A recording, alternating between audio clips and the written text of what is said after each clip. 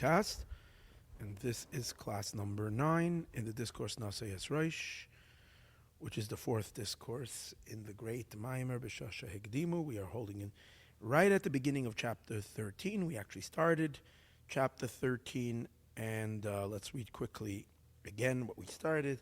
Let's go right into it. We are going to, in this chapter, continue to prove and continue to illustrate the idea that the lights, the oiros that are going into the spheroids and the attributes are not completely a pashut light, completely pure and undefined with utter purity and utter non-definition, because then they would be truly infinite. In the last chapter we learned because that would mean that they were truly infinite and limited vessels, which we had proven already earlier that the vessels, the degree of limitation that the vessels have, we've discussed that, various different possibilities in that. But whichever way you'll cut it, the vessels have definition and limitation, and they would definitely not be able to absorb the light and contain the light and allow the light to express itself in them if the light would be purely infinite. That was in last chapter, and now he's going to prove it in this chapter from another idea, that there is already some subtle design in the oiros as well. And I'm going to say right now, just as an introduction, he's going to prove it from a concept called in Chassidus Achlifu Duchtayu, or a concept in Kabbalah, which means that there is this idea that sometimes the oiros, the lights, go into the opposite vessels. Usually we say that to every vessel there is an oir. The oir, the sphere of chesed is a combination of the keli of chesed, the vessel of chesed, and the light that goes into it, the oir that goes into it. And the same is also the keli of the sphere of the attribute of gevura, of strength, also has a keli, it has a vessel, it has an oir. There is a concept discussed that there are some times that there is a mismatch, as we discussed last week, that the right foot goes into the left shoe and the left foot goes into the right shoe. In the oiros, it would mean that the oir that is chesed, the light of chesed, goes into the vessel of gevura, and the light of gevura at times goes into the vessel of chesed. That's the concept. Now we already over here, we have already proof to that we were arguing. We're already saying that there is an oir called the oir of chesed, and there's an oir called the oir of gevura. If the light would be perfectly the same, the light in all the spheroids, in all the attributes, meaning if we say that the lights are pshutim, they're totally pashut, which means they're utterly simple, then there wouldn't be a light of chesed and there wouldn't be a light of gevura. Everything would be the same simple light. So then what does it mean the lights are switching vessels if the lights are always the same in every vessel? So whatever the light is, when it goes into chesed, it's chesed. And it goes into gevura, it's gevura. There wouldn't be, the whole concept wouldn't be possible. From the fact that we do see such a concept, and it's quite a significant concept. For instance, in the Shema, it says there is the first, he doesn't bring it over here, but in other places in Chassidus it's discussed that the first parsha of the Shema versus the second parsha of the Shema, the second portion, the second paragraph of the Shema. First paragraph of the Shema is Shema v'ahavta. It says it has 42 words. And the second chapter of Shema has 72 words. And till the words v'samtem. Not till the end of the Shema, but till the words v'samtem. For whatever reason, the Arizal says that's the main parsha, main second portion of the Shema, second paragraph of the Shema, is 72 words. And we know that 42 is in Gevura, is a name of God. It's one of God's names, the name of 42, Shem Mem Beis, associated with the famous song or the famous piece of poetry called Ana V'Koach. And that has 42 words to it. So over here as well, this first parsha of Shema is 42 words, and it's associated with the energy of Gevura. Okay? The name, the other parsha, the second parsha, has 72 words to it, is connected to chesed, because the name of God of 72 is associated with chesed, because as we see in the word chesed, the numeric value of the word chesed itself, ches samach dalid, is 72. So you see the connection of chesed to 72. Connected to actually this book, because this book is known as Hemshech Ayin Beis. It's the Hemshech of 72. And it has 144 discourses, which is double 72, 72 times 2. So this is a book of extreme revelation, extreme power, energies of chesed, of incredible divine kindness that is revealed in this book. But that's all parenthetically. Now, the Arizal says that which is a strange thing, this idea that we just mentioned, the first parsha of Shema is more all about love. There's no fear there. All it says, V'ahavtas Hashem Elokecha, you should love God, your God with all your heart, all your soul. Doesn't have any intimidating elements to it. The second portion of the Torah, of the Shema paragraph, begins first of all with, has in it elements of fear. For example, it says, if you will listen, God will reward you. If you don't listen, you'll experience major withholding of blessings and eventually punishment. So it's meant to instill fear. Now, that energy is an energy of gevura, of might, of strength, of God being forceful with us.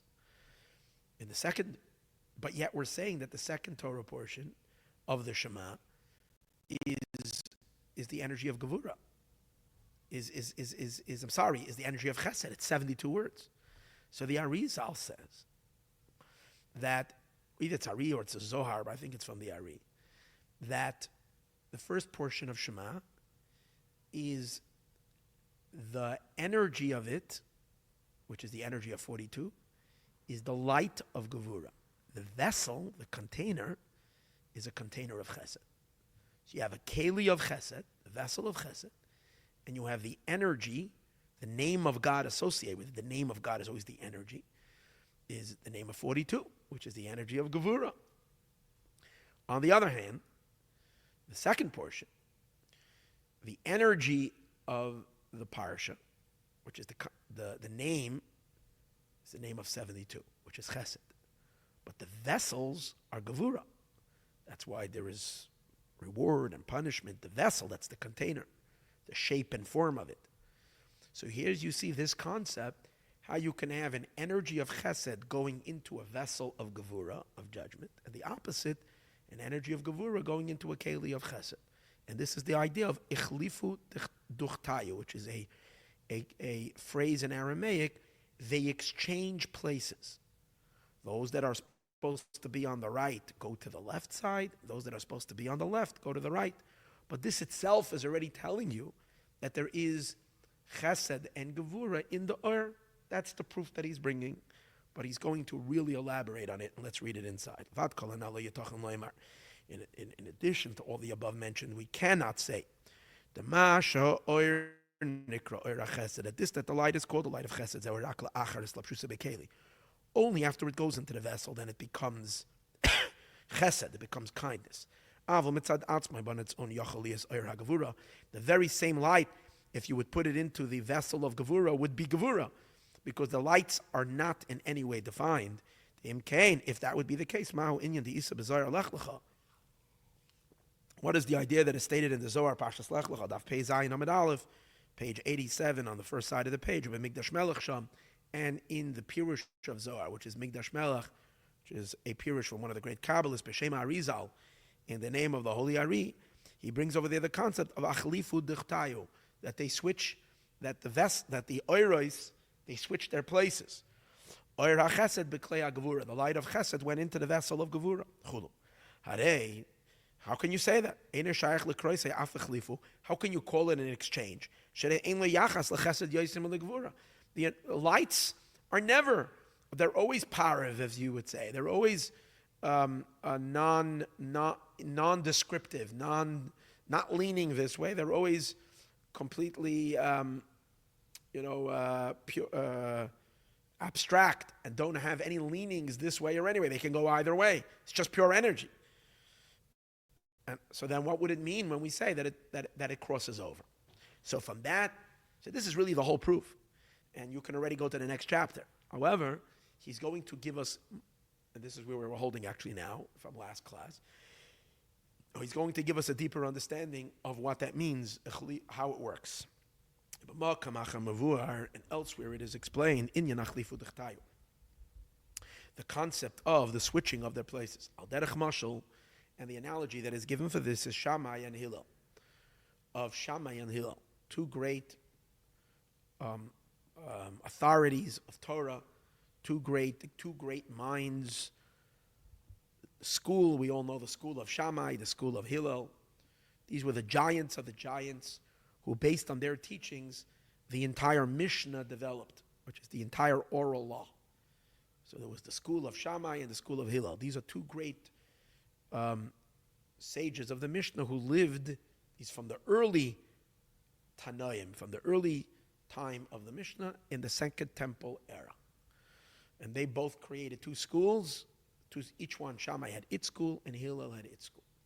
In the entire Mishnah, throughout the Shisha Siddur Mishnah, the 6 orders of the Mishnah, there is so much of disputes and arguments between these two schools, Shammai and Hillel, sometimes arguments of Shammai and Hillel themselves, and other times Beis Shammai and Beis Hillel. The schools were taught differently and they had a different approach to all aspects of Judaism.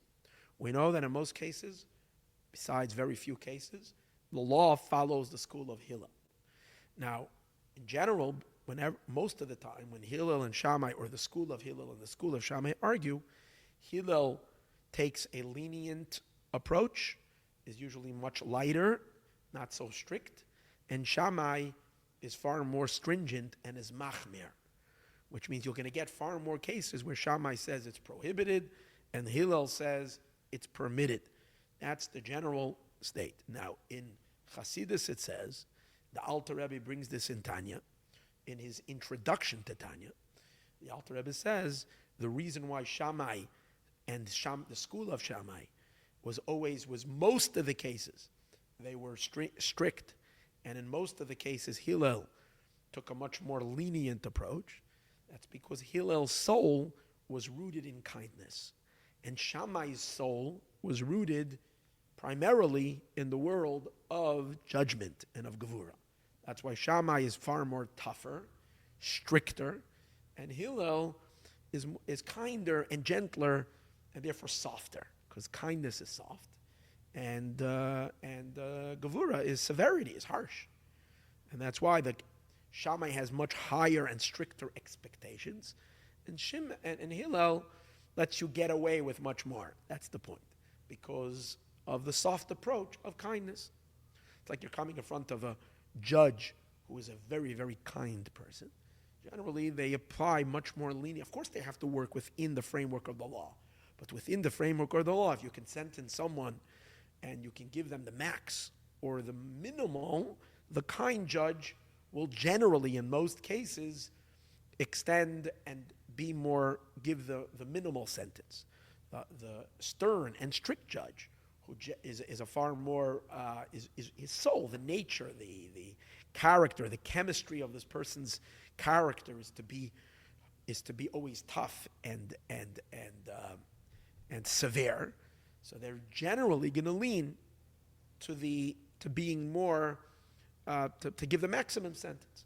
You can see that in all aspects.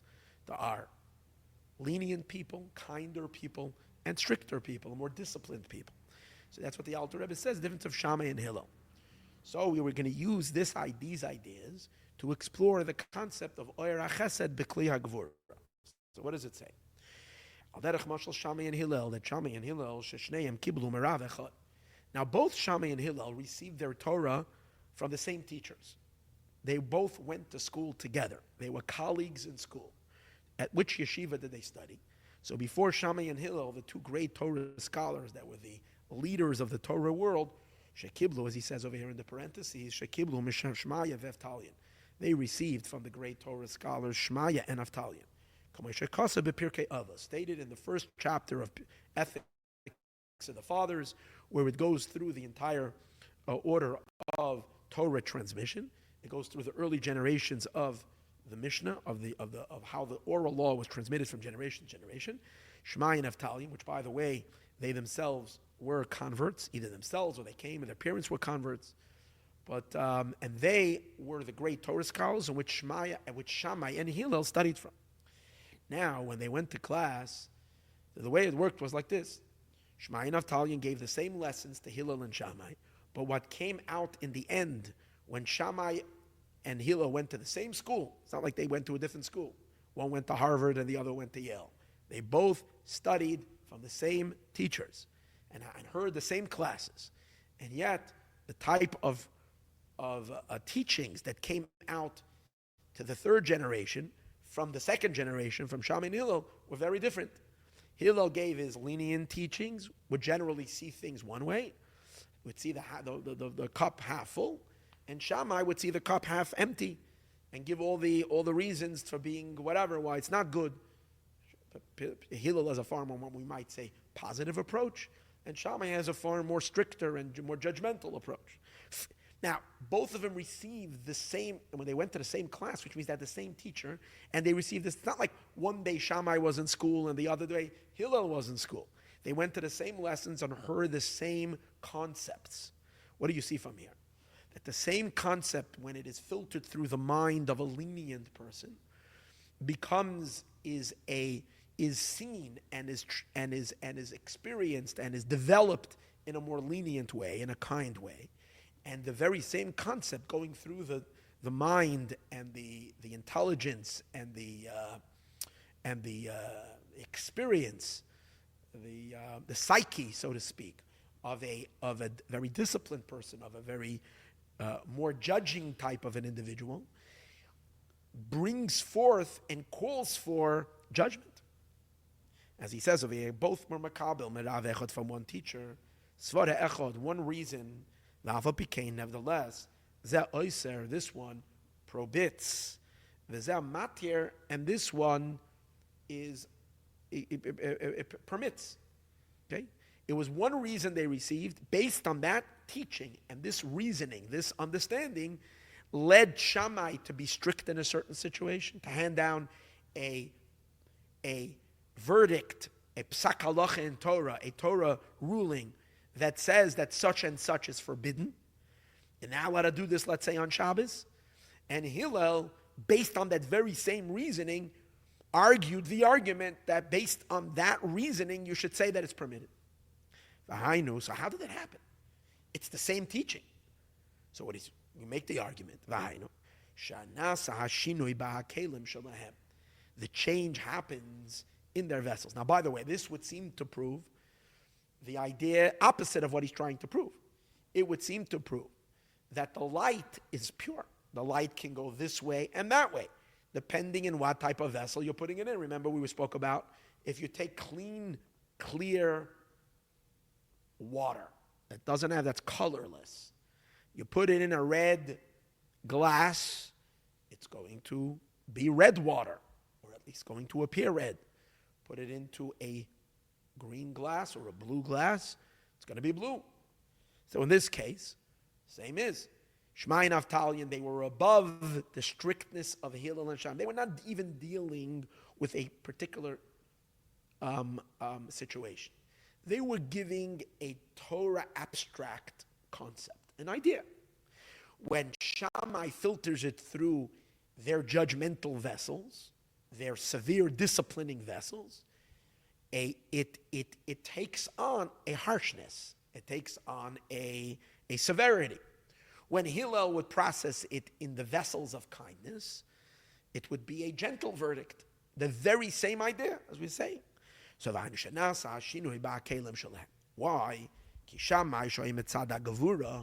Because Shammai that comes from the side of Gevura. By the way, the word that says in Chassidus that the word Shammai even indicates that they're a very disciplined type of soul, because the word Shammai comes from the word sham. Now, sham can mean to estimate. Hasham, which is used in the word hasham or chaysev, means that someone is very, very, very, very exact in all their ways, an exacting type. Hasham or chaysev means someone who is constantly measuring all their footsteps. Everything is measured. Everything is perfectly calculated. As opposed to the nature of a more kind person is that they're not so exact in things. Kind people can show up sometimes 3 minutes late just because of the fluid, because of the flexibility of their soul. Disciplined people, very exact in everything. Time is very, very, very, very accurate. Everything is perfect. It has to do with that nature of being very strict and very disciplined. So, Shammai, whose soul, etymology of their soul, the spiritual dynamics of their soul, was emanating more from the left side of the divine sphere, which is the element of Gevura. Hillel, Hillel, which comes from kindness, is leaning to be more permissible, which is what kindness does. But the lights,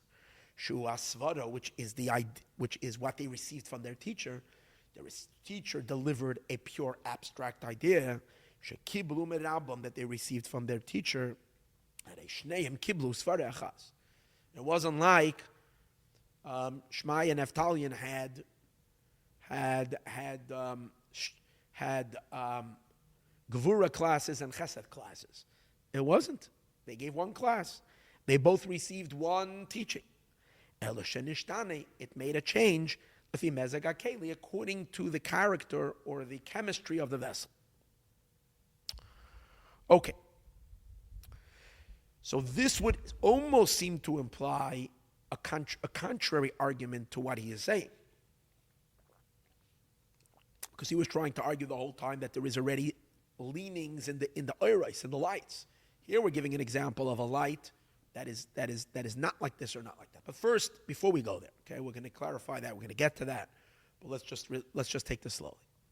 Before we go there, let me give an example to something of this nature where we can see that there is one idea, and depending on the mood and the state of mind of the recipient of the idea, you can take this idea and be strict with it, or you can take the idea and the very same reasoning could be a reason for leniency. So in Chassidus, they give an interesting example regarding Hashem himself, God himself, using a certain reasoning, and that reasoning at times led God to a very, very harsh conclusion and to act very harshly, and that very same argument was then used to call forth tremendous leeway and leniency. Where is this? We find that the Torah speaks about the generations, the sinful generation of the flood, and how corrupt they were, and how their behaviors were calling forth. It angered God. God got very sad. In the end of Genesis, in the first chapter of Genesis, not the first parak, but the first Torah portion, in Bereshis, it says how Hashem looked at his world about 1,000 years after he created it, and he's regretting why he created the world. Now over there, it says that God regrets that he created, and primarily he's regretting that he created the human being. And what's the reason the Torah gives why God is saying, I regret that I've created him? He's rethinking and is coming to a decision that he needs to erase the human being from the face of the earth. That's because the Torah says, God says like the follow. There's no hope to the human condition because the human being is evil from the day he's born. In other words, the heart of the human being is going astray and looking into and being led into sinful paths already from his youth. In other words, if God says I can trust human beings, that at least there is that they have a heart of good, and I understand since the heart is vulnerable and it's possible for a heart to be corrupted. But that can happen. It always can happen. There's always a danger in life. But generally, the heart of the human being naturally gravitates towards morality and to live an ethical, decent, good life. Then I wouldn't have to erase the human being. I would punish a few sinners. But since I'm taking a look at the human condition, and I see from the moment a person is born, their heart is already seeking out. From as soon as, like the Rashi says, from the words the Torah uses over here is ki yetzer leva adam, the inclination of the heart of the person. Ra is evil, minaura from his youth. The sages say from the soon, even before he's born, from when the fetus begins to stir, to begin making its way out of the mother's womb, it's already being driven with negative drives. So what kind of hope can I have for such a creature? And therefore, I'm going to wipe the human being off the face of the earth. That's the reasoning. That's what it says in the beginning in Bereshis. Fast forward, the next Torah portion, God brings the flood, and then Noach and his children and wives and children's wives are the sole survivors. They come out of the ark. The human race has been almost completely obliterated, and Noach brings sacrifices. God smells the scent of the sacrifices, and God says, "I will never ever do what I did." He's suddenly regretting what he did. He says, "I will never ever punish mankind like this, and I feel bad kind of why I did this, and I'm never going to do this again." He makes a covenant with the world never to destroy the entire planet again, and he gives a reason. He says the reason I'm not going to do it is because the heart of the human being, ki yetzer leva adam, because the inclination of the heart of man is evil, minaira from his youth. The exact same words, and here it's being used for a reason not to destroy the human being. And what's the explanation? How can you blame people? They have an inclination from when they're young. I should get angry at them? I created them that way. From when they're very young, they have already an inclination. So the evil, and we also know that it says that the evil inclination gets a head start even before the good inclination only comes in by our bar mitzvah when we're 13 or 12 by a girl. So how can you blame the person? So it's not right, I won't destroy it. So what do you see from here? There is the exact same argument that the human heart is corrupted from its very, very get-go. And in Genesis, it's a reason, that very argument is a reason for God to say, humans stand no chance, I'm going to erase them. And then a while later, God is using that very same reasoning, and it's producing a saving quality, that the humans should not be destroyed. A kind conclusion, not a punishing conclusion. So what do you see from here? The concept itself, the idea that the human heart is corrupted from its very youth, is not an idea that is either kind or it's not or judging. It just is a fact. This is the idea. Now, how do you react to that emotionally? What kind of emotional, there's an objective truth. This is the fact. How do we deal with that? How do we relate to that? Oh, I can get very angry at that, and that can put me into a mood of destruction. I want to destroy it. Or I can say, well, then if this is the condition that the human was created in, I have to have extra patience. I have to awaken infinite patience to deal with the situation. But that's already a secondary thought, a reaction to the idea itself. So here's where you see the concept, how one idea can move this way, and can move that way. Now, depending in whose mind it will be filtered through. If Shammai would filter the idea that the human heart is corrupt from the day it's born, Shammai's natural inclination would be, so therefore, ready, aim, fire. Hillel's inclination to that very idea is, oy gewalt, it's so sad. What can we do to help this poor human creature, so that to work with him, to try to help him overcome his challenges and his difficulties?